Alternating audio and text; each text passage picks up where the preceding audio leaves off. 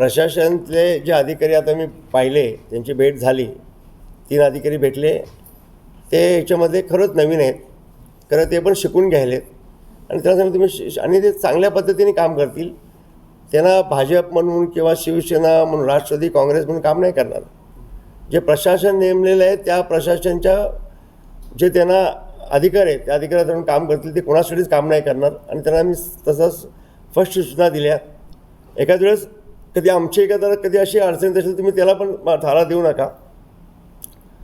पारदर्शकप्रमाणे जे काम करायचं आपण कडक शिस्तीने करा आणि त्याच्यामुळे तुम्हाला कोणी आता नवीन काय झालं आहे, हे प्रश्न असल्यानंतर प्रत्येक गावाला ठरवून त्यांचे कार्यकर्ते मोर्चा काढायचं, हे चौकशी लावा, ह्याची माहिती द्या, त्याची माहिती द्या, असं करतात आणि त्यामुळे त्यांना काम करू देत नाहीत. मग त्यांना सांगितलं जे आमचे MD असतील तिकडे गोडबोले साहेबांची आज त्यांची भेट झाली, ते त्यांचं ते काम बघतील.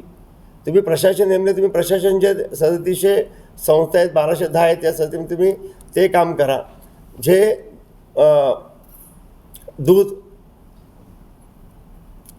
जिथे म्हणजे चंदगडला आहेत, नवी मुंबईला आहेत, कोल्हापूरला आहेत, पुण्याला आहेत, तिकडे तुम्ही व्हिजिट करा आणि तुम्हाला काय त्याच्यामध्ये अजून तुम्ही अचानकपणे हे द्या, व्हिजिट द्या.